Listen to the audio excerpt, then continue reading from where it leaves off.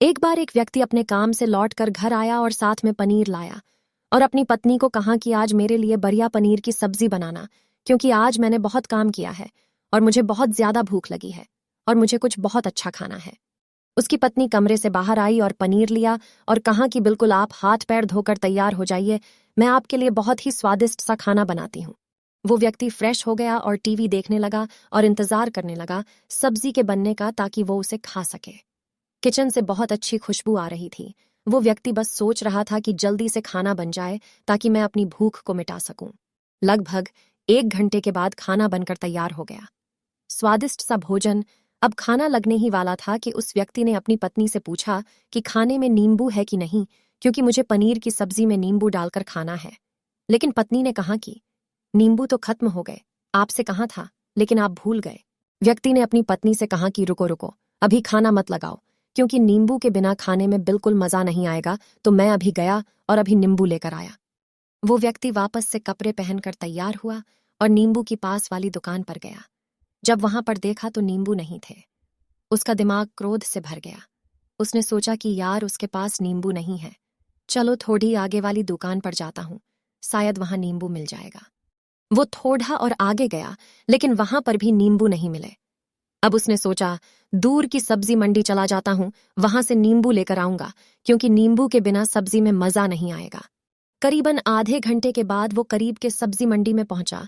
वहां पर उसे नींबू मिल गया और वो बहुत खुश हुआ कि चलो, नींबू मिल गया और अब मैं घर में जाऊंगा और सब्जी में नींबू डालकर अच्छे से सब्जी खाऊंगा।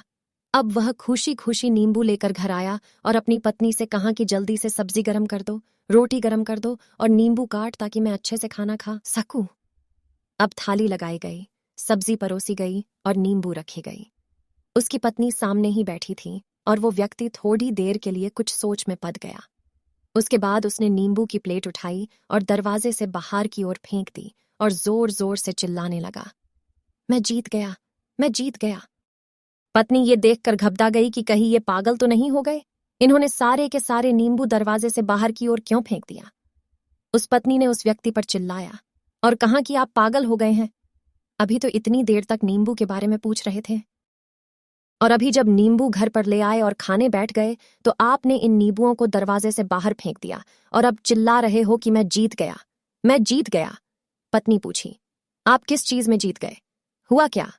अब व्यक्ति खुशी खुशी बैठ गया और अपनी पत्नी से कहा, आप भी बैठो, इत्मीनान रखो, बताता हूं कि क्या हुआ। आज सुबह से ही मेरी जीत मुझे अपने बस में करने की कोशिश कर रही थी। जब मैंने बहुत काम कर लिया तब मुझे बहुत तेज भूख लगी। जब मैं घर पर आया तो तुमने बहुत ही स्वादिष्ट सब्जी बनाई, उसकी खुशबू मेरी नाक में गई। फिर मेरी जीभ ने कहा कि इसे अब नींबू चाहिए। मैं पास वाली दुकान पर गया, लेकिन वहां नींबू नहीं मिले। थोड़ी और दूर गया, वहां पर भी नहीं मिले, तो मुझे उसने और दूर लेकर गई। मैं उसके वश में आ गया और जैसी ही वह कहती रही वैसा मैं करता गया। अब मैं वैसा ही करता गया जैसा वो मुझसे करवाती गई, लेकिन अंत में मैंने विजय प्राप्त कर ली। मैंने उसे उठाकर बाहर फेंक दिया और कह दिया कि तुम्हारा मुझ पर कंट्रोल नहीं है, बल्कि मेरा तुम पर कंट्रोल है, और मैं जीत गया। क्या आपको समझ में आया कि कैसे अपने इच्छाओं पर विजय प्राप्त करें?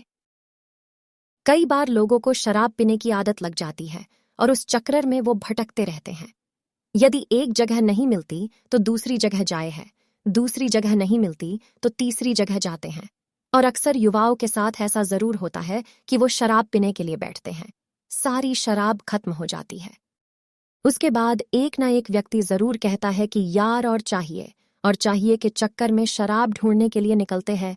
देर रात हो जाती है, वो भटकते रहते हैं, एक जगह नहीं मिलती तो दूसरी जगह जाते हैं, दूसरी जगह नहीं मिलती तो तीसरी जगह जाते हैं, और अपने समय, पैसे और अपने आप को बर्बाद करते रहते हैं। यदि आपने अपनी इंद्रियों पर विजय प्राप्त नहीं किया तो आप भी नींबू की खोज में सिर्फ भटकते ही रहेंगे और हमेशा परेशान रहेंगे।